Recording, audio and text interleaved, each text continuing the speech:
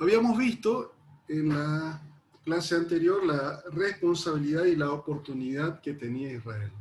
Y hoy vamos a ver la respuesta que dio Israel a esa responsabilidad y a esa oportunidad.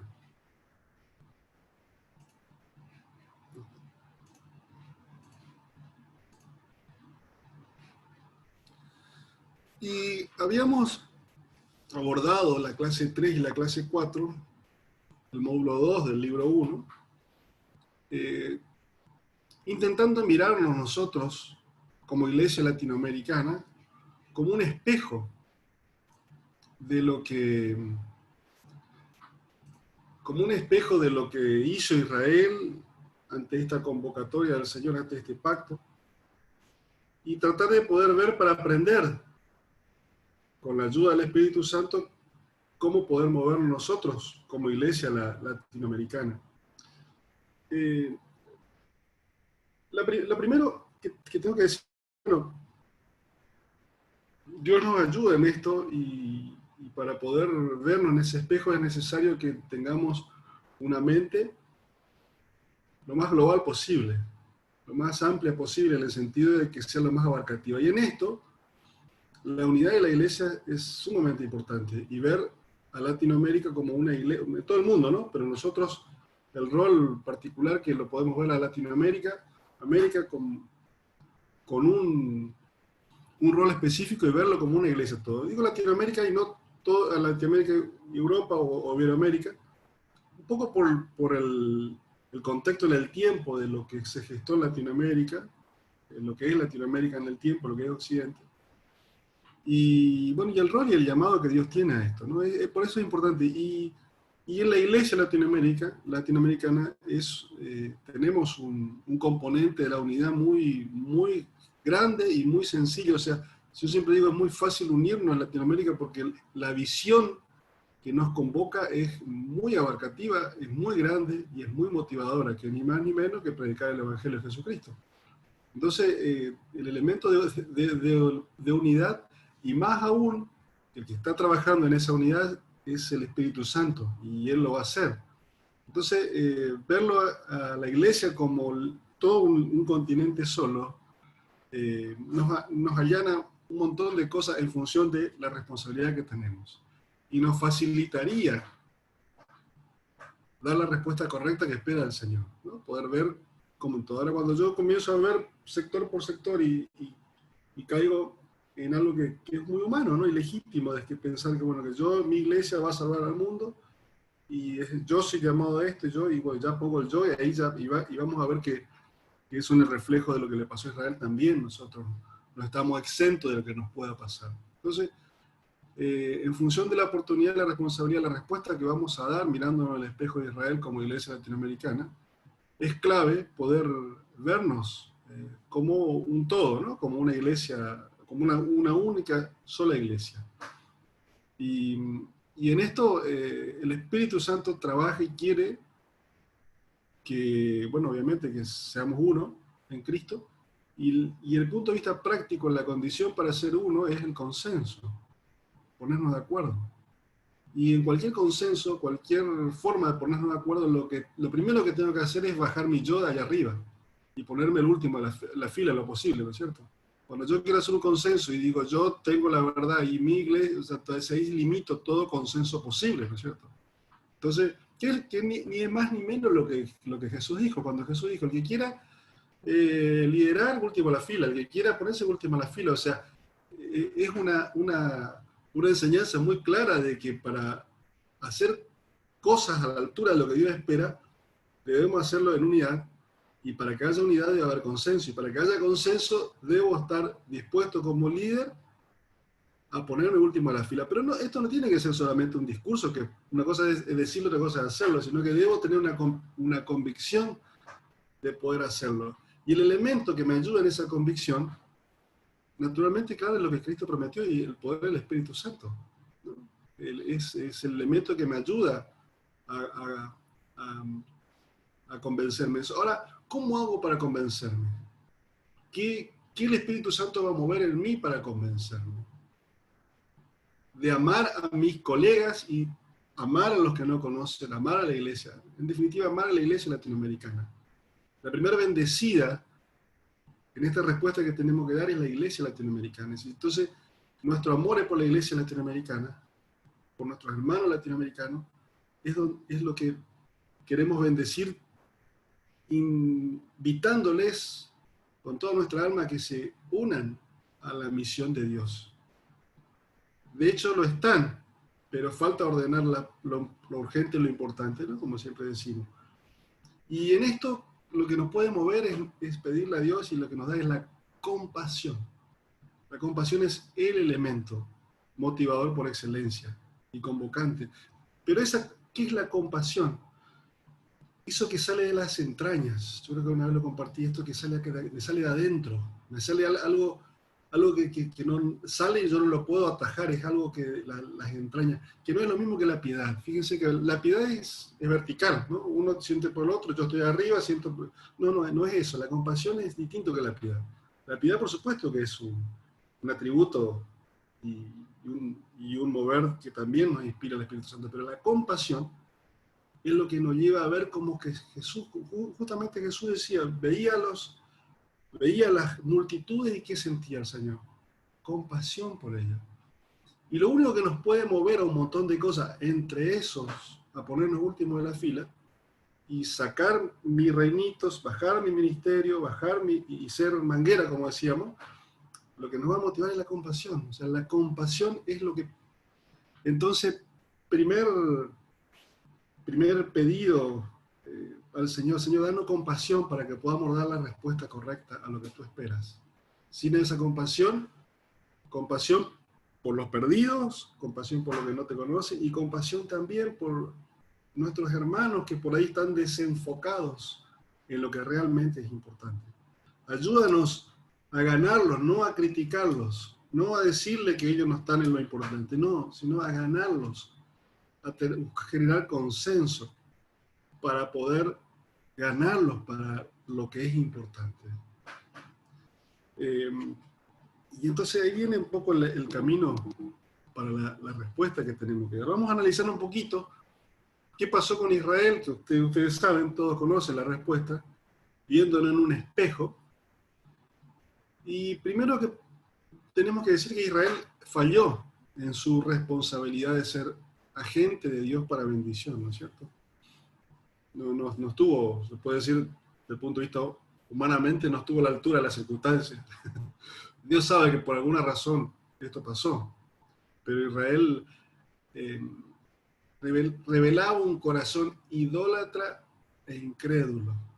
Eso es lo que vemos en el correr de la historia del Antiguo Testamento, sistemáticamente le pasaba eso a Israel. Idólatra e incrédulo.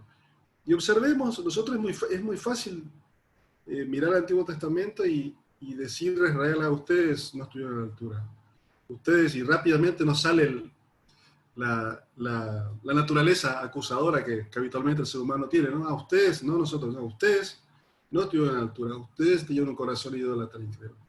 Pero si nos miramos en ese espejo, podemos decir que también ese ensayo nos cabe a nosotros, los cristianos de hoy en día. Idólatra e incrédulo. Idólatra, naturalmente, la idolatría implícita que todos luchamos y convivimos es la de nuestro yo. Yo, mi trabajo, mi iglesia, mi ciudad, mi ministerio, mi proyecto, mi red misionera, mis misioneros, yo, o sea, siempre, o sea, hay una conducta idólatra permanente también en nosotros, que Dios tiene que tratar con esa conducta idólatra, mandando último de la fila para poder generar consenso y poner realmente lo importante detrás de lo urgente. Lo urgente muchas veces termina siendo una cuestión idólatra también, porque es mucho más fácil quizás percibir la desesperación por lo urgente. Y muchas veces en esa desesperación por lo urgente está todo lo que yo hago, lo que Dios me llamó, lo que Dios me levantó, o sea, está, y ahí está el concepto de incredulidad implícito también. Y esto limita, ¿no es cierto?, el desarrollo del mover de Dios. Y lo otro es lo incrédulo, que también es necesario, nos cabe a nosotros, también, por supuesto. ¿Por qué? No le creemos a Dios lo que Dios puede hacer con Latinoamérica. No le creemos a veces lo que Dios puede hacer con su espíritu. y es más fácil por ahí creer a las variables económicas, un dólar a 138, y ¿cómo vamos a hacer misión donde un misionero tiene que cobrar, le tiene que mandar más del doble de lo que gana un pastor? Y a veces no creemos que Dios eso puede hacerlo. Y entonces ya, digamos, misiones muy difíciles que hagamos en nuestra iglesia porque es muy caro hacerlo. Más vale vamos a hacer algo acá en la zona.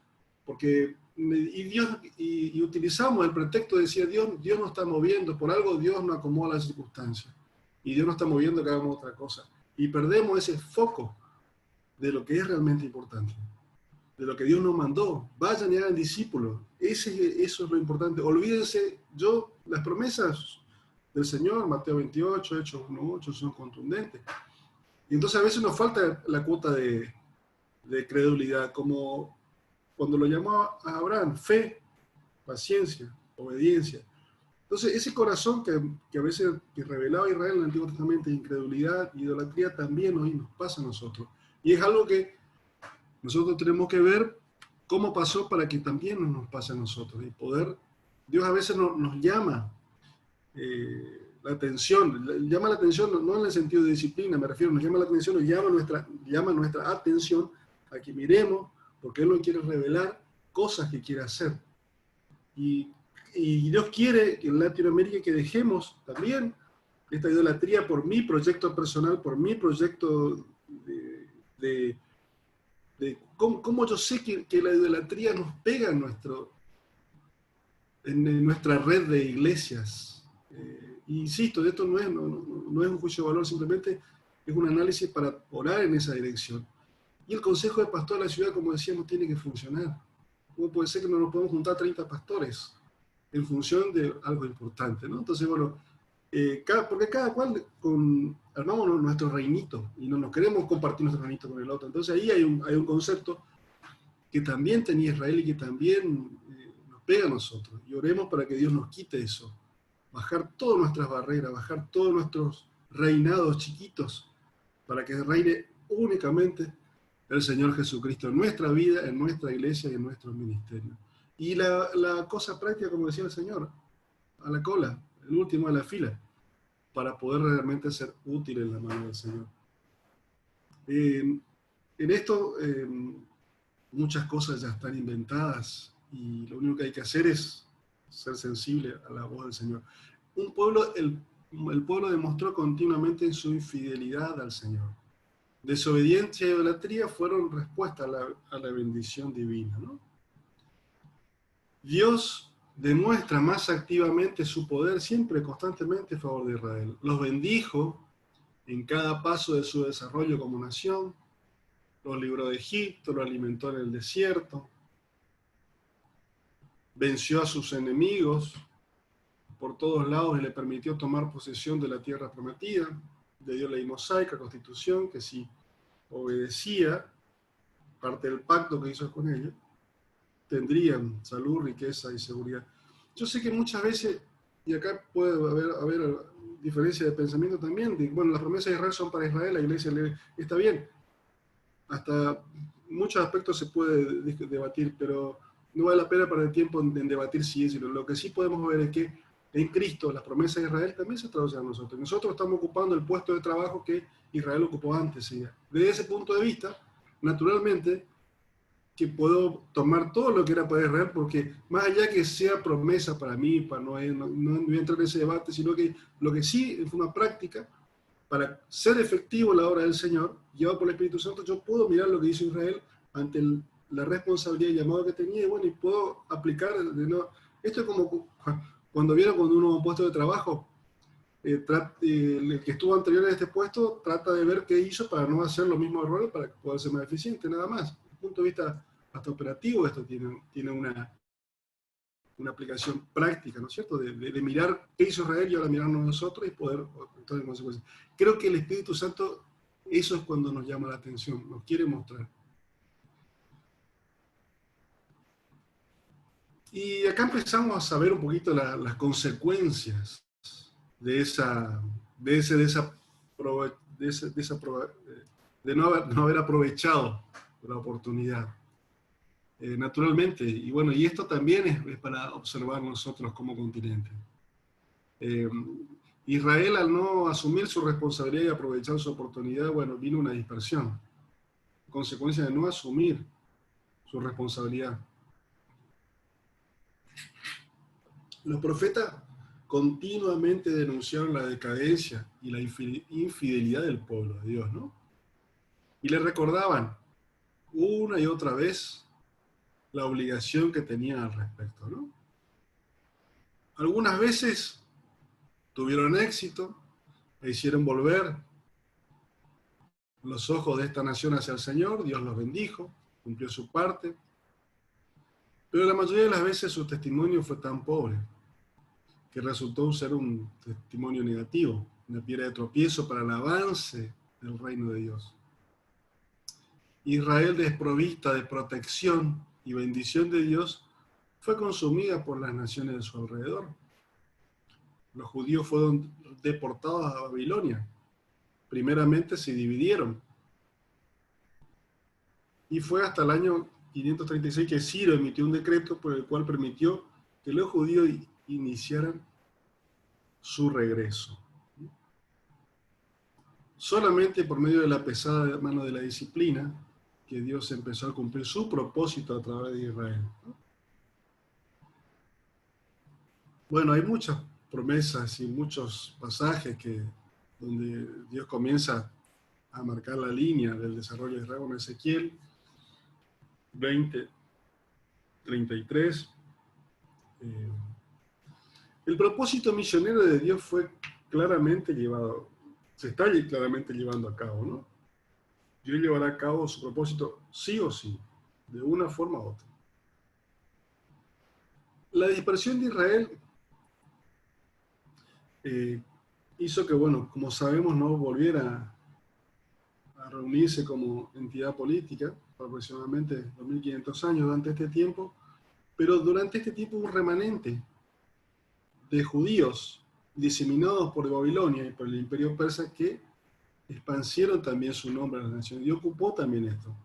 Y ahí estaban este remanente fiel que se mantuvo en Babilonia, ahí estaban Daniel y compañía. Conocemos la historia, los primeros capítulos del libro de Daniel. Había un remanente que, aunque en la cautividad, se mantuvo fiel. Que por esta línea de este remanente, Dios siguió su plan, su propósito. ¿Cómo sigue la historia? Y acá es interesante poder, esto es justamente lo que hablaba al final de la canción de Marcos Vidal, cuando dice, y al final cumplirá su propósito, al final. Obviamente que Dios permitió esa división, permitió ese cautiverio, y hay un remanente que quedó en ese cautiverio que siguió con el plan de Dios adelante, y ese remanente volvió, inicia la nación de Israel, o sea, vuelve y reconstruye, bueno, Israel, como sabemos, y ahí vuelve con ese remanente, ¿no? Ahora bien, es interesante poder ver un poquito el contexto. En el plan de Dios, ¿se acuerda del plan de Dios que vimos en el módulo 1 y cuando habíamos visto el gráfico, Génesis 3, Apocalipsis 21, Jesucristo al centro del plan, y la etapa que viene después donde estamos nosotros? Bueno, todo en ese plan que no es más ni menos que Génesis 3, Apocalipsis 21, toda la Biblia como un hilo conductor, con un tema central, con un solo objetivo, bueno, todo lo que vimos, ¿no? En ese hilo conductor, en ese plan, Israel está claramente como un actor importante y principal. Y vemos, pero es importante marcar esto, que no es que Israel ahora fue desechado y ahora la iglesia tiene su lugar y bueno, Israel no sabe qué va a pasar. No, está profetizado y está claro lo que va a pasar con Israel. Y es interesante analizar, y cuando uno analiza esto y la precisión de cómo se van cumpliendo las cosas, bueno, a uno anima y como que cimenta nuestra fe, que uno dice, si esto se cumple, literalmente, lo otro se va a cumplir. O sea, es una cosa hasta de sentido común, ¿no es cierto? Y también nos da argumentos para cuando nosotros exponemos nuestra fe, de cómo por qué las cosas que son proféticas en la Biblia, naturalmente se van a cumplir. Y tienen un fundamento histórico, inclusive, y cronológico.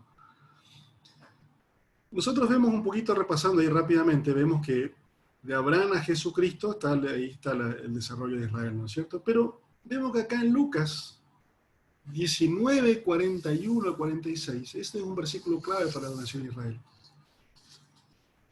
Este pasaje es cuando Jesús está entrando en Jerusalén, unos días antes de su crucifixión, Domingo de Ramos, y él entra en un pollino, y cuando se para a la entrada de Jerusalén, se para ahí y dice esto que va a decir Jesús, en Lucas 19, 41, 46.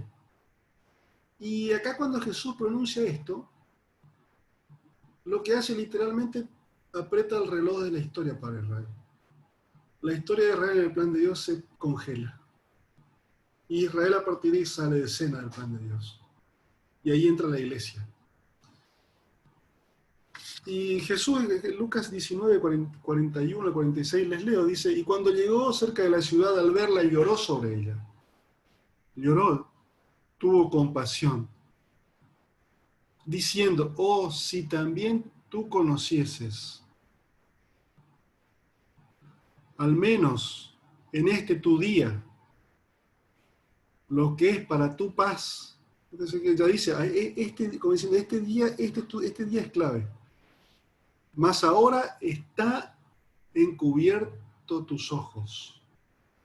Porque vendrán días sobre ti cuando tus enemigos te rodearán con vallado y te sitiarán. Y por todas partes te estrecharán. Que a partir de ahí, hasta hoy en día, a Israel literalmente le pasa eso. Rodeado por sus enemigos, que le quieren borrar del mapa, conocemos la historia. Pero sin embargo, Dios no permite eso. Israel, ahí en el medio de su enemigo, sigue. Y Dios sigue respaldando a Israel de una u otra manera. Todo lo que le prometió a Israel con Abraham, sigue estando y estando ahí. Fíjense que sus enemigos, los árabes alrededor, justamente la zona menos evangelizada, hace rato que le quieren limpiar. Conocemos todos los desde que Israel se convirtió en nación hasta ahora, no más de 60 años creo que fue, no más que eso. Y cómo la situación ahí, lo candente. Ahora es interesante cómo Dios paró el reloj de Israel, pero lo sigue sosteniendo en su mano. Israel obviamente que no va. Y fíjense cómo, y esto ya pasa, lo que voy a abro un paréntesis para emitir un comentario personal, que pueden no coincidir conmigo, obviamente simplemente una interpretación de uno lo que ve en el mundo, en la historia respecto a Israel. Yo siempre pienso que Israel no lo borran del mapa, como se dice literalmente, porque Dios puso una nación en el mundo que lo protege a Israel.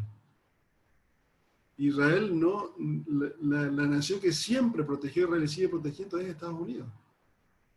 El aliado natural de Israel siempre fue Estados Unidos. Podemos, no está de acuerdo o no de acuerdo, no soy pro-yankee tampoco, no me malinterprete, simplemente un análisis de cómo Dios utiliza la geopolítica en el mundo para cumplir su plan también, ¿no?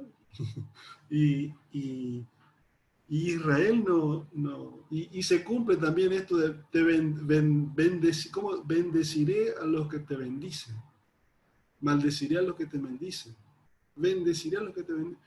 Se cumple literalmente también. También digo parte de interpretación. Todavía estoy en el paréntesis, parte de interpretación, simplemente que como toda interpretación uno puede interpretar una cosa u otra. Yo personalmente yo creo que Estados Unidos está puesto ahí para cuidar a Israel. Dios lo puso en ese lugar para cuidar a Israel. Y ha sido bendecido Estados Unidos ampliamente porque todo lo que bendijo a Israel. Pero corro el ejemplo de Estados Unidos, que por ahí puede ser controversial. Voy a poner otro ejemplo que quizás también es más controversial. Alemania, como nación. Ustedes me pueden decir cómo Alemania bendijo, vimos en el video, bendijo a Israel. Sí, Alemania sabemos todo lo que hizo con Israel, pero hay un detalle en la historia que es importante resaltar y observar. Después de la Segunda Guerra Mundial, había un intendente, Adenauer, intendente alcalde de Colonia, que es elegido presidente, y bajo la presidencia de Adenauer, Alemania y toda la sociedad guiada por este líder se arrepintió y pidió perdón a Israel. Hoy en día, cuando ustedes hablan con cualquiera de la sociedad alemana y la sociedad de una sociedad arrepentida, se nota el arrepentimiento en esa sociedad por lo que pasó, por lo que hicieron con Israel. Es una sociedad totalmente arrepentida y siempre quieren bendecir a Israel, siempre piden perdón una y otra vez. Los alemanes no se cansan de pedir perdón a Israel por lo que pasaron. De hecho, cuando tomó esta línea estratégica Alemania de arrepentirse y pedir perdón a Israel, y en la reconstrucción, en la construcción de Israel y la humillación a Alemania, fue uno de los países que más, hasta económicamente, ayudó y se apoyó y sigue apoyando a Israel. Ahora es curioso que Alemania, después de la Segunda Guerra, estaba devastada. No es ni una novedad eso, ¿no es cierto? El muro y todo lo que pasó, obviamente. Sin embargo, es curioso en la historia, al momento que Alemania se arrepiente y empieza a bendecir a Israel, ¿qué pasó en la historia de Alemania? Alemania, es increíble, no deja de crecer. Ustedes no saben lo que es Alemania, quizá alguno tenga referencia o conozca. Alemania a la par de sus vecinos de Europa. Cada vez es más diferente lo que es Alemania de lo que son sus vecinos en los países europeos. Y curiosamente, esta subida de Alemania como nación en todo sentido, más allá de que, bueno, hay como en todo el mundo, hay toda una generación de jóvenes que hoy poco quieren saber con Dios, pero es algo que pasa en todo el mundo. Quizás Latinoamérica todavía está un poco más corrido de eso, pero Alemania, desde que tomó esta posición de arrepentimiento y de bendecir a Israel, naturalmente, con su crecimiento. Y siempre cuando observo esto, me viene la promesa de Abraham: bendeciré a los que te bendicen, maldeciré a los que te maldicen. Y realmente eso se da, fíjense, observemos después los casos de geopolítica y podemos observarla. Yo me acuerdo, también ustedes saben que me acuerdo patente, un presidente latinoamericano, hasta Denis, quizás se va a acordar, dijo públicamente a toda cadena nacional: maldigo a los judíos, maldigo, y dijo literalmente, el capítulo está en YouTube el mensaje: desde mis entrañas maldigo a la nación de Israel. 3 meses después, este presidente murió de un cáncer galopante. ¿Dónde? En las entrañas. Claro, las promesas de Dios que están en la Biblia se cumplen. Dios, si hay alguien que lo va a hacer cumplir, te bendeciré. Cuando Dios llama a Abraham, Génesis 12, conocen ustedes el pasaje, finaliza: bendeciré a los que te bendicen, maldeciré a los que te maldicen. La promesa que siempre ha estado. Lo que Dios prometió a Israel va a cumplir. Por eso, lo que Jesús dice acá, lo único que hace, Jesús no le quita las promesas, lo único que hace es para el reloj de la historia. Termina y Lucas, Jesús ahí en Lucas expresa eso, y ahí para la historia. Y ahí entramos nosotros, entra la iglesia, en el plan de Dios, que la línea de tiempo que vemos acá, acá comienza el desarrollo prácticamente un poquito después, cuando venía el Espíritu Santo, hasta cuando va a venir la tribulación. Es el tiempo de la iglesia.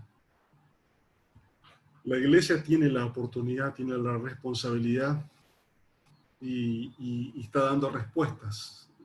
El momento de la respuesta va a ser evaluado después, pero estamos en el momento de dar respuesta. Ahora, es interesante analizar esto en función de la profecía de Daniel. Que cuando Daniel, en 9, 24, 27, cuando Daniel le pregunta a Dios, le dice: ¿cuánto tiempo queda para que Dios siga tratando con ellos? O sea, los judíos en cautiverio, Daniel ahí en Babilonia, y entonces le pregunta, y Dios le responde a Daniel con la profecía de las 70 semanas, 490 años. Ustedes conocen la ecuación un poquito, muy conocida, 70 semanas, el libro de Daniel representa los 490 años.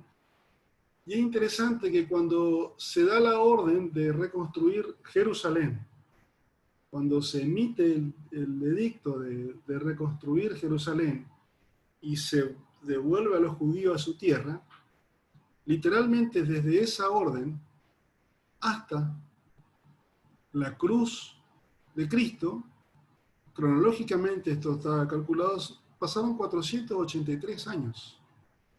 La venida de Cristo estaba cronológicamente establecida.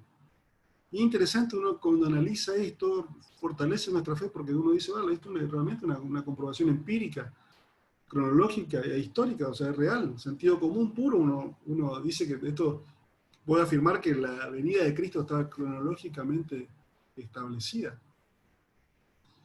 Y, o sea, y esto se cumplió ese día del Domingo de Ramos. O sea, los 483 años de la orden de reconstruir Jerusalén hasta este día, el Domingo de Ramos, se cumple. Ahí son 483 años. Y ahí la iglesia es introducida hasta el rapto. Pero acá a Israel entonces le faltan 7 años, ¿no? O sea, 490 menos 483. Este dato, lo interesante es esto, hermanos, que uno puede comprobar esto. Cronológicamente calcula, hace un cálculo, muchos estudiosos lo han hecho, muchos teólogos muy conocidos, y da este número realmente. Pero acá faltan 7 años. Los 7 años faltantes que el periodo de la tribulación, donde la iglesia tiene que salir con el Espíritu Santo para que Dios cumpla el tiempo de tratamiento con Israel. Ahí cumplen los 7 años que está, que es nuestro cuadrito que está acá arriba, y vemos los 7 años que quedan en Israel se van a cumplir. O sea, Dios va a cumplir su propósito sí o sí. Y no lo deja, lo hermoso es que, a pesar de todo, no lo deja fuera Israel. Israel sigue teniendo y va a tener la misma oportunidad que tuvo. Es maravilloso. Y esto nos da una esperanza enorme a nosotros. Y si nosotros, con todos los pecadores que somos, con todos los inoperantes, con toda nuestra debilidad, o sea, hay esperanza también para nosotros, para poder cumplir lo que Dios nos encomendó. Dios nos da, la misericordia de Dios es infinita. Y si Dios tiene esa paciencia con Israel, amén, también va a tener con nosotros. Nos gozamos por la paciencia de Dios con Israel y cómo Dios no lo descarta a pesar de todo. Así que, hermanos, tenemos esperanza también nosotros. Qué alivio, qué ánimo, ¿no? Romanos 9, 10 y 11 demuestra que Dios no abandonó a Israel, que tiene en su plan y que va a cumplir su propósito. Tal cual como decía la canción de Marcos Vidal, que al final, bueno, Dios va a cumplir con Israel. Y esto, al mirar y observar esto, yo lo puse ahí para realmente que nos llene de esperanza a la iglesia latinoamericana, nuestra oportunidad que tenemos. Aunque todavía, en un análisis a priori, naturalmente uno piense para uno y diga, bueno, mi iglesia, yo acá no estoy a la altura, no he podido construir consenso, no he podido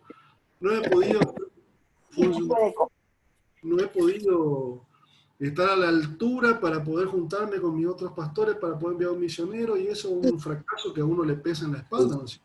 Claro, y ese fracaso está, y uno se siente que no está a la altura, y bueno, y eso siempre está, por supuesto.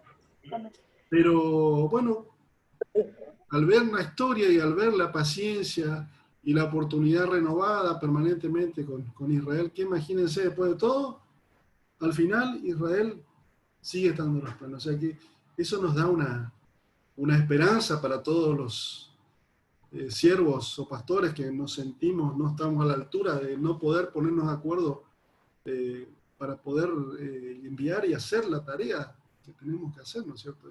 Digo, hablo por mí, el fracaso que uno siente por uno mismo, no quiero, no voy a opinar de ningún colega, por supuesto, no, simplemente uno por uno. ¿Quién no se siente que no está a la altura? ¿Quién no siente el fracaso de no poder hacer la tarea que Dios nos encomendó? Obviamente eso todos nos pesa y lo llevamos encima, ¿no es cierto? Pero bueno, cuando uno ve esto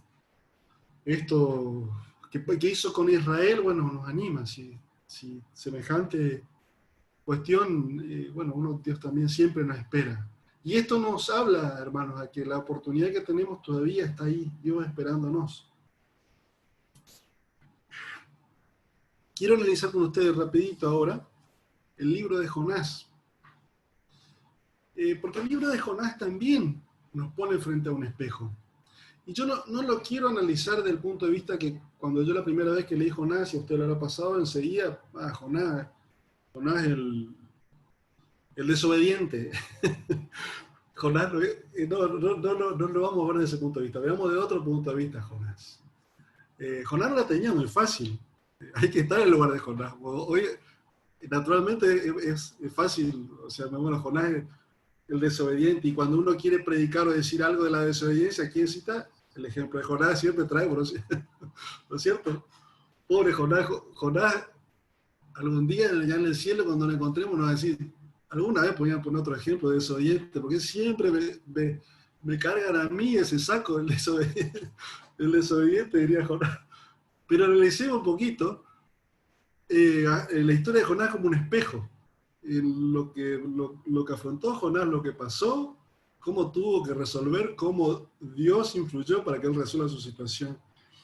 Y primero, Jonás no era nada fácil, porque Dios le estaba pidiendo que vaya a un pueblo totalmente incrédulo como Nínive, pecador, lejos de Dios, y le diga, no solamente que Jesús le ama, sino que le diga que se están yendo al infierno, que están en pecado, que se arrepientan.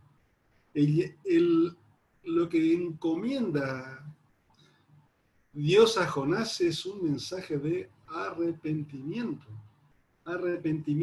de los caminos que estamos tomando. Entonces, el primer análisis para poner a Jonás como en el espejo es como, a veces como iglesia latinoamericana en el marco de esta oportunidad, por ahí, bueno, arrepentirnos de hasta ahora no haber puesto prioridad en las cosas y por habernos organizado para enviar a los musulmanes a decirle que se arrepientan también, que tienen que arrepentirse.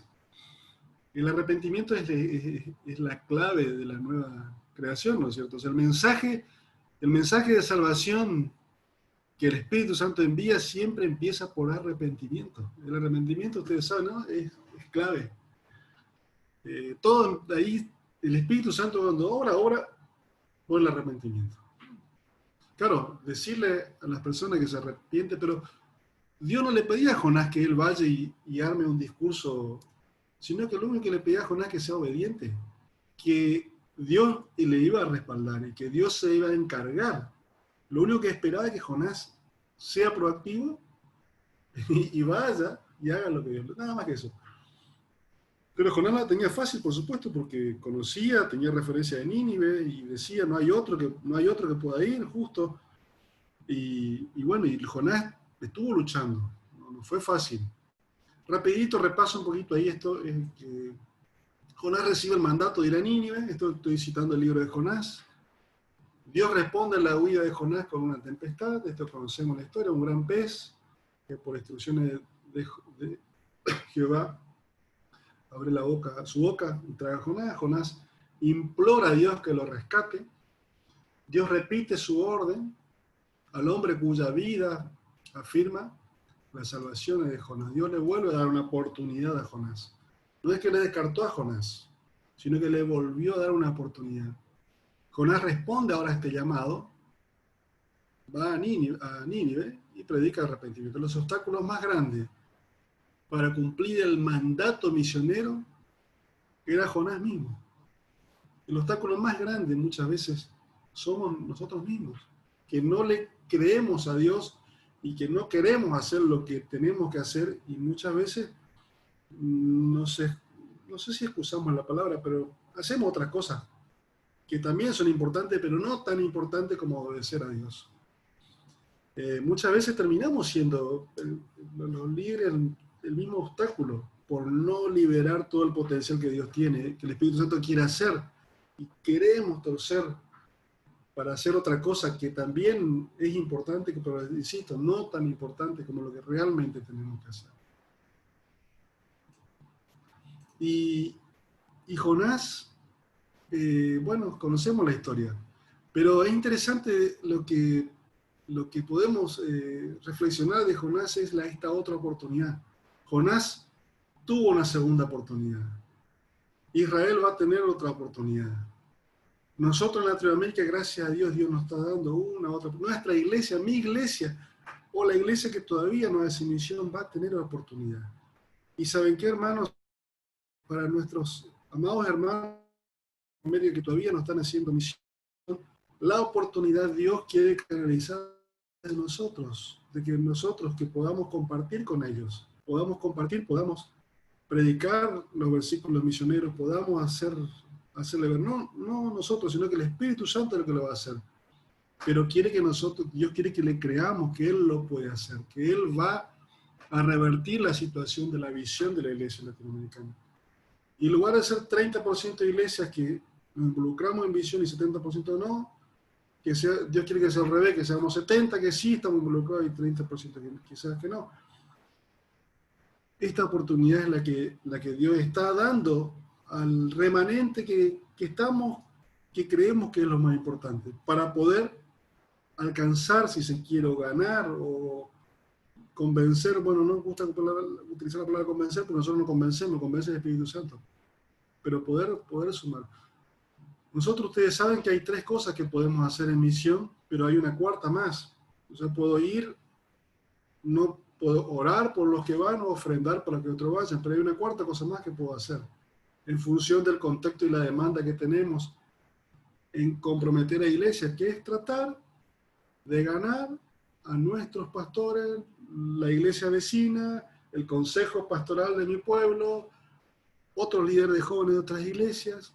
Yo tengo una tarea gigantesca para hacer, que es poder tratar de compartir estas cosas de la prioridad de Dios y que ellos también puedan ser iglesia misionera. Que una iglesia no sea iglesia misionera y pase a ser una iglesia misionera es algo que es una cuarta tarea que podemos nosotros hacer. Orar por esas iglesias, así como oramos por los no alcanzados, por los misioneros, oremos también por la iglesia que todavía no tienen esa bendición de poder involucrarse en los asuntos importantes de Dios. Veámoslo desde ese punto de vista. Porque una iglesia que abraza la obra misionera es una bendición para la iglesia.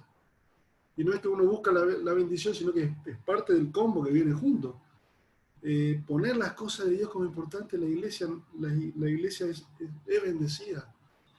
En muchos aspectos, puedo citar muchas cosas donde una iglesia que abraza la obra misionera como una cosa importante y prioritaria, naturalmente se derrama en todo el contexto de la iglesia cosas espirituales, y es una iglesia que, y ahí está el secreto, crecer pero sin buscar crecer. O sea, voy a crecer como una añadidura porque me focalicé en lo importante. Primero el reino de Dios, las demás cosas son añadidas. El crecimiento, y cuando Dios da crecimiento, al marco de una congregación, el crecimiento es integral en todo aspecto. Espiritual, por supuesto, primero. Crecimiento del número, prosperidad. No soy enemigo de la doctrina, no enemigo, pero la doctrina de la prosperidad tengo mi prudencia, pero naturalmente que viene. Yo, la verdad que, sinceramente, hermano, nunca he visto una iglesia involucrada en misión, que ofrenda en misión, que tenga problemas financieros. No sé cómo hacen, pero Dios siempre es un patrón que uno lo observa. Y no es que uno diga, bueno, me voy a involucrar en misión para que financieramente Dios. No es por eso. Simplemente uno trata de involucrarse en esto. Y bueno, y ahí están las segundas oportunidades, así como tuvo Jonás, que todo a lo largo de toda Latinoamérica, Dios nos está esperando y quiere que nos involucremos. Dios quiere, si hay algo que Dios quiere de su iglesia, es bendecirla y que progrese espiritualmente en todo sentido. Y le muestra el camino. Dios dice, bueno, súmense a mis asuntos, denle artículo a mis negocios, a lo que es importante, y Dios tiene una promesa de bendición. ¿Y qué esto dice Abraham? Canal de bendición. Canal de bendición. Y Dios va a bendecir con el objeto de que sea canal. No, Dios no me va a bendecir con mi iglesia espiritualmente, integralmente, para poder, Dios me levantó, como decíamos, ¿no? Dios me levantó, Dios tiene un propósito. No, eso no es por ahí. como decía siempre, Dios no me tiene que levantar en nada, el que tiene que ser levantado es Él. Y yo tengo que ir último de la fila porque yo tengo que hacer consenso, y para hacer consenso tengo que estar último de la fila, si no, no hay consenso posible. Imagínense que yo me voy a ver a un pastor acá de otra iglesia amiga, y le empiezo a hablar de mi iglesia, y mi iglesia, vos no sabés cómo estamos creciendo, vos no sabés cómo estamos, y le empiezo a hablar, ¿qué me va a otra reunión? No va a querer escucharme, porque él también quiere hablar de lo de él. Y todos queremos hablar de nosotros, y todos tenemos en anhelo de que Dios nos recontrause y nos lleve para salvar el mundo, y Dios no quiere hacer eso, y ojalá que no lo haga, porque no, por ahí no va la cosa. Dios tiene que levantar a un consejo pastoral en su conjunto, las 30 iglesias en conjunto. Ahora eso sí va a levantar a la institución, no al pastor, no a mí, como no, yo no tengo que ser levantado, porque yo solamente soy un canal para bendecir a mi hermano del consejo pastor que todavía no está involucrado. Dios me puede usar como canal de bendición para bendecirle, que su iglesia ahora se involucre en misión. Y cuando su iglesia se involucre, la iglesia va a ser ampliamente bendecida. Y Dios me va a usar a mí para bendecirlo a él también. Pero yo para bendecirlo a él no tengo que ir a visitar y hablarle de mi iglesia y hablarle de lo que Dios me va a hacer y los sueños que tengo. No, yo tengo que a lo sumo ir a escucharlo, prestarle mi oído, orar por él. Y cuando tengo la oportunidad, poder plantearle lo que podemos hacer juntos en función de lo que Dios nos demanda. No hay ningún pastor que uno le hable de misión y diga no me interesa el tema. Gracias a Dios, porque eso está en el gen, el ADN de cualquier llamado, y siempre está. Siempre está. Y tenemos entonces, hermanos, como iglesia de Latinoamérica, la misma oportunidad de Jonás de nuevo. O sea, según gracias a Dios, porque hay una cosa, cuando Dios está determinado en hacer algo, Dios lo va a hacer sí o sí. Dios se planteó que Nínive iba a ser llamado al arrepentimiento y le iba a utilizar a Jonás. Y todo lo que hizo Dios con Jonás es para demostrar que sí o sí, pues si Dios quiere hacer algo, lo va a hacer. Aunque sea de esa forma, fíjense que esto de Jonás parece exagerado todo, porque lo más fácil hubiese sido, bueno, Jonás no quiso ir, se fue para allá, bueno, Jonás te lo perdés, ahora yo voy a levantar a otro, voy a llamar a otro para que haga. Y sin embargo, ¿por qué ella no hizo? No, Jonás tiene que ser Jonás, y Jonás tiene que ser, y hizo para que Jonás sea, porque Dios es perseverante. Es perseverante en su plan. No es, fíjense, nosotros eso no es terco. Uno siempre, vieron que el terco y el perseverante tienen conductas parecidas, pero hay una enorme diferencia, ¿no? Observen un terco, observen un perseverante, fíjense que la conducta es muy parecida. El terco es un perseverante, pero sin objetivo. El terco porque sí nomás. Y yo hago eso porque se me ocurrió y porque sí. ¿Y por qué lo hacéis? Porque sí. Esa es la conducta terca, ¿no? O sea, no sé por qué lo hago, pero yo lo hago porque sí, porque lo digo. Y el perseverante es al revés. El perseverante es un terco con objetivo. Estoy determinado a hacer algo. Lo voy a hacer. Persevero en eso porque lo quiero hacer. Dios es perseverante en su plan. Vaya que es perseverante. Y cuando Él lo quiere hacer, lo va a hacer. Lo que nosotros precisamos es que el Espíritu nos revele qué es lo que Dios está haciendo, qué es lo que Dios quiere hacer. ¿Qué Dios quiere hacer en Latinoamérica? ¿Qué Dios quiere hacer en la iglesia de Latinoamérica? ¿Qué es lo que Él va a hacer para bendecir a los musulmanes? Y observar y estar atento a lo que Dios quiere hacer. Y mirar, y como movida, tengo que saber que en eso que Dios quiere hacer, en eso que Dios va a hacer, Dios no me tiene que levantar ni me va a levantar más que mi hermano. Dios no va a hacer, por ahí no va lo que Dios quiere hacer. Dios quiere hacer algo en unidad, con un todo con Latinoamérica. Viviendo lo que Cristo vivió, el renunciamiento cada vez más cabal en nuestra vida, teniendo compasión por los hermanos, sencillamente pareciéndonos más a Jesucristo cada día, y el resto sale solo. En ese formato ahí Dios va a hacer lo que Dios quiere hacer. Yo cuando puedo vivir el día a día, intentando ser más en Cristo y más intimidad con Él, más comunión con Él, más tener presente la cruz, más tener presente que soy testigo de ese hecho, más el renunciamiento, más lleno del Espíritu, todo eso. Y lo otro, ahí puedo observar lo que Dios quiere hacer, lo que Dios va a hacer. Es importante en esto, hermano. Pablo aconseja dos cosas muy, muy contundentes que son muy prácticas para la iglesia. No contristar al Espíritu, y no apagar el Espíritu. No contristar al Espíritu y no apagar el Espíritu. Seamos cuidadosos de vivir en santidad, no practicar el pecado, no estar en pecado, vivir en santidad, no contristemos el Espíritu y no apaguemos el Espíritu. Esto es, hagamos la voluntad del Espíritu y no la mía. Corro mi voluntad y que la voluntad de Dios se haga. En la medida que estas dos cosas son cosas prácticas que la Biblia nos aconseja, de tratar de no estar, vivir en santidad y que mi voluntad no sea hecha sino la del Señor, que es el Espíritu. Y ahí, en ese marco, yo voy a poder observar lo que Dios está haciendo y me voy a poder sumar a lo que Dios está haciendo. Y ahí naturalmente que con ese marco, cuando yo me corro y hago la voluntad de Dios o quiero hacer la de Dios y no la mía, naturalmente que ahí no hay espacio, ahí sí o sí me voy a la cola. Y no hay espacio, ahí sí naturalmente. Pero oremos porque todo ser humano nosotros somos una raza caída, regenerada, pero todavía arrastramos que somos nueva persona, por supuesto, ¿no? Pero esa predisposición al yo que naturalmente tenemos, ¿no? Amén, amén por la vida de Jonás, por su testimonio, porque Dios tuvo en cuenta. Es muy interesante. Y otra cosa interesante que el libro de Jonás, fíjese que cuando Dios hace en su perseverancia por llevar adelante su plan, Él hace una línea. Fíjense que lo que hizo Dios en Nínive no fue un camino recto, fue un camino así, porque pasó lo de Jonás estuvo en el barco, convivió con los marineros, todo lo que pasó, volvió, Jonás una segunda oportunidad. Ahora, interesante observar que en ese trazo del plan de Dios, por sinuoso, el poder de Dios se va manifestando.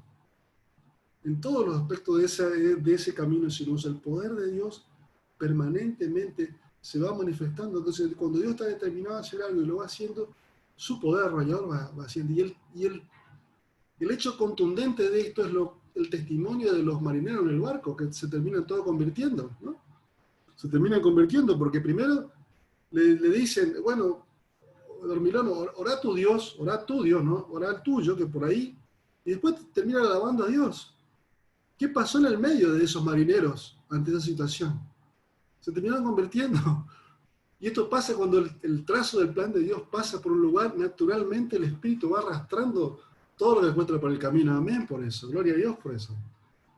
Y aunque no sea a propósito original, de rebote Dios va arrastrando todo eso. Y eso pasa en nuestra iglesia. Cuando determinamos hacer la voluntad de Dios, lo que Dios quiere, y volvemos, Dios nos vuelve a dar la oportunidad, y ahí es lo que pasa en nuestra iglesia cuando predicamos el arrepentimiento. Una iglesia que predica el arrepentimiento en su pueblo y está enfocada también en lo último de la tierra, el Espíritu Santo acompaña, y a su derrotero, el arrepentimiento de la gente va pasando lo que le pasa a los marineros de Jonás. Terminan convirtiéndose, Dios va arrastrando. Es muy interesante. El libro de Jonás muestra la profunda resistencia que enfrenta este mandato por parte, de lo que hablamos, ¿no? Jonás es una lección muy apropiada para la preparación de aquel que quiere ser misionero. Esto de el llamado y la segunda oportunidad. Revela la necesidad de una reconfiguración de nuestras tendencias naturales y una completa reestructuración de nuestra vida para ser útil en la obra. Reestructuración. Y esta reestructuración, muchas veces, lo charlábamos el viernes pasado, pasa por lo que Dios le pidió a Abraham, lo que pasó en la Torre de Babel, a veces romper esos sueños que veníamos haciendo nosotros, y de repente Dios nos llama y esos sueños Dios lo tiene que hacer prisa para poder en nosotros poner lo que Él quiere, los sueños de Él, los proyectos de Él. El libro de Jonás nos interroga, y esto es un llamado, hermano, a la reflexión Iglesia de Latinoamérica. El libro de Jonás, gracias a Dios por el libro de Jonás, que todavía nos interroga para poder reflexionar y poder analizar esta nueva oportunidad o la oportunidad permanente una y otra vez que nos está dando. Interroga también a todos los pastores de Latinoamérica si vamos a tomar en serio la obra misionera. ¿Estamos dispuestos o no? Esa es la pregunta. De tomar en serio esto que Dios quiere, la obra misionera, predicar el arrepentimiento a nuestro vecino y al último musulmán. Para lo cual, al último musulmán tengo que hacer una tarea adicional, que es la de coordinar con otros para que alguien pueda ir, ¿no es cierto? Eso es parte de eso. Pero la primera pregunta, hermano, y esto dejemos para reflexión y meditemos, oremos. ¿Estamos dispuestos? En Latinoamérica estamos dispuestos para aprovechar esta oportunidad. ¿Estamos dispuestos? Es la primera pregunta, ¿no? Porque uno muchas veces, sí, yo la verdad que quiero, pero no sé si estoy tan dispuesto, porque acá tengo mucho trabajo, tengo una iglesia, tengo que hacer todo esto, mis proyectos personales, y después capaz que, bueno, es simplemente un interrogante abierto, ¿no? El espacio de la oportunidad de Dios en Latinoamérica está abierto. El interrogante también está abierto. Jonás, quien tiene el mandato de proclamar las buenas nuevas, duerme. Duerme mientras afuera se levanta una gran tormenta. La gente le pregunta al que conoce a Dios, ¿qué ocurre? ¿Qué ocurre? Yo me acuerdo cuando empezó la pandemia, amigos no cristianos me mandaban mensajitos, me llamaban por teléfono, tratando de que pueda decirle algo, a ver, porque ¿qué pasa en el mundo? ¿Qué pasa esto de la pandemia? Se termina el mundo, se desesperado mucha gente, preguntando a la gente que conoce a Dios qué ocurre. Bueno, estemos atentos para esa oportunidad. A veces la iglesia, bueno, también nos pasa, ¿no? Una tormenta, estemos atentos a esto, ¿no?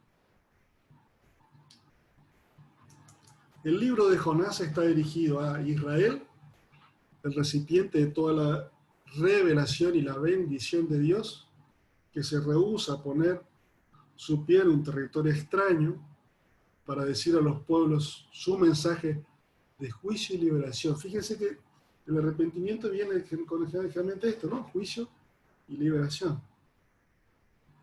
La iglesia del Nuevo Testamento que quiere evadir el mandato del Señor de predicar su palabra a todo el mundo, bajo el argumento, Dios me puso acá, solamente acá. Entonces, bueno, lo del resto del mundo, la verdad que no sé, Dios seguramente mandará a otro, a mí me mandó acá. Los astutos esfuerzos evasivos de Jonás simbolizan una iglesia infiel, perezosa, que no presta atención al mandato del Señor. No. Se rehúsa a enviar al mundo a proclamar el mensaje de salvación. El libro de Jonás se establece como una fuerte advertencia contra el atentado del hombre de sabotear el plan mundial de Dios. El libro de Jonás se establece como una fuerte advertencia contra el atentado del hombre de sabotear el plan mundial que Dios está llevando adelante. El anhelo que la iglesia del Señor pueda escuchar lo que el Espíritu Santo, por medio de este corto libro, está tratando de decirnos.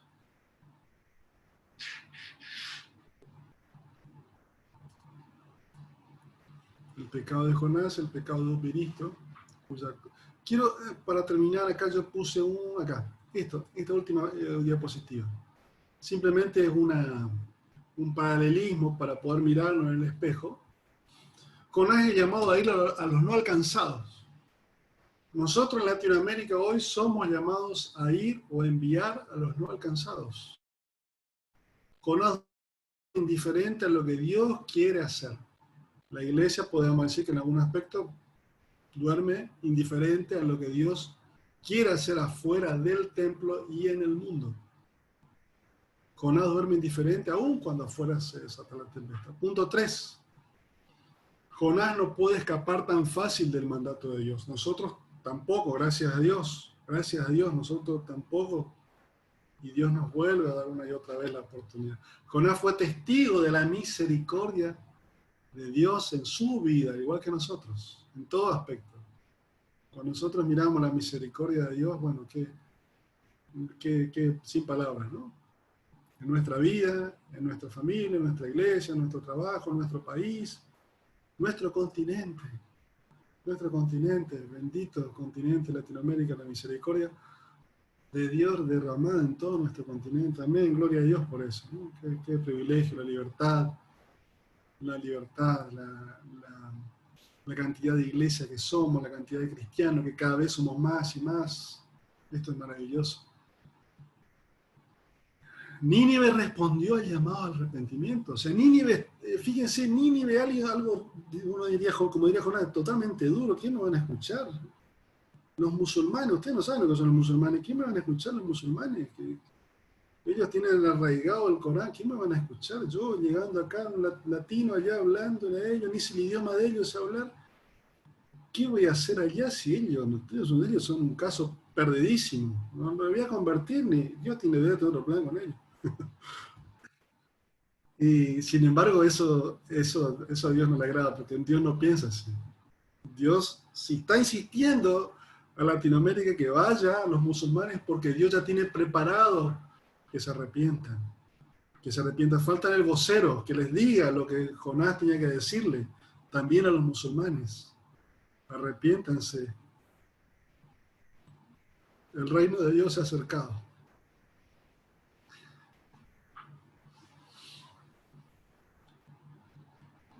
El mayor obstáculo es el mismo misionero designado. El mayor obstáculo, una iglesia que no se ocupa de enviar. Bueno, esto es un pequeño paralelismo entre el libro de Jonás, al cual nos podemos mirar. Esto yo puse al final, le agregué. No es que haya misioneros que no quieren ir, sino que muchas veces las iglesias no nos llegamos a poner de acuerdo para poder enviar. Insisto, y oremos, hermano, pido oración, oremos por los consejos pastorales. Es el ámbito natural de consenso, es el motor, el motor misionero de cada ciudad. Porque en el departamento misionero, ahí es la mesa donde hablamos las iglesias. Es el consejo, no para hacer política institucional ni siquiera, es para simplemente hacer lo que Dios nos manda, pero yo me tengo que juntar con mis otros colegas para poder, con siervos, porque yo solo no puedo enviar a un misionero en mi iglesia, capaz que tampoco, pero si yo me junto con los otros 30, bueno, hay la posibilidad distinta. Y la logística, esto de Dios multiplica el pan y ahora tenemos que organizarnos para repartir, el ámbito natural, la institución natural, que naturalmente se tendría que convertir en una agencia misionera, en el Consejo Pastoral. El Consejo Pastoral o debería ser una iglesia misionera en sí misma. Imagínense lo que sería la bendición para un pueblo, para una ciudad de todos los municipios. No sé cuántos municipios hay en Latinoamérica. En Argentina solo hay 1046 municipios, algo así. Sacando Buenos Aires capital, que es un país en sí mismo por la población, ¿no? Pero imagínense lo que sería para una localidad que el Consejo Pastoral se junte y sea una agencia misionera en sí mismo. Yo no sé lo que sería esas iglesias, lo que sería ese pueblo, los gobernantes, todo lo que sería en ese ámbito del Consejo Pastoral como una agencia misionera en sí mismo. Y no estoy diciendo que no se ocupen de las otras cosas, no, por supuesto que no, pero que sea lo más importante. Miren, calidad y excelencia para las cosas importantes. Uno cuando va creciendo, vieron que cuando uno, terminando, cuando uno es joven, uno es detallista, ¿no? Y dice, bueno, yo todo lo que hago, si lo hago bien, si no, no lo hago. Pero uno va corriendo los años y se da cuenta que uno no puede ser detallista en todo. Uno va empezando a ser detallista solamente en las cosas que son importantes, lo que valen la pena.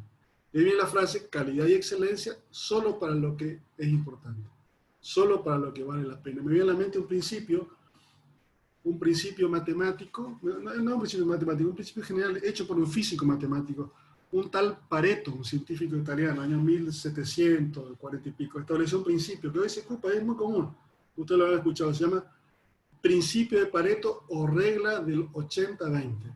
Este principio dice que el 20% de las prioridades determinan el 80% de los resultados. El 20% de las prioridades determinan el 80% de los resultados. Y que el otro 80% de las cosas que no son tan importantes impactan solamente en el 20% de los resultados. Esto se da en todos los ámbitos. En el negocio, en la actividad, si yo me concentro en las cosas que son realmente importantes, eso me va a traer la mayoría de los resultados. Y es por eso, como todo principio, como la ley de la cosecha, un principio, sentido común, lógica, tiene la directriz natural de la creación de Dios, ¿no? Y fíjense, por eso calidad y excelencia para las cosas que son importantes. Las cosas que realmente son importantes merecen la mayor atención. Las cosas que la misión de Dios es lo central. Y estoy seguro que por eso es que este principio se da en la iglesia. Una iglesia que el 20% de lo más importante, misión, y ahí está lo prioritario, el 80% de todos sus resultados se resuelven. Una iglesia misionera, fíjense, termino con esto, difícilmente tenga problemas internos. Casi no hay peleas entre sus líderes, nadie se pelea por el puesto, nadie quiere, porque el foco está allá. No hay dicotomía, no hay adversarismo. Dios bendice también, respalda todas las actividades. El 20% de las prioridades determinan el 80% de los resultados. Bueno, muy bien, hermanos. Hablé mucho, disculpen que se me hizo muy largo, disculpen el tiempo, que no hubiese cortado a la mitad. Les pido disculpas. A ver.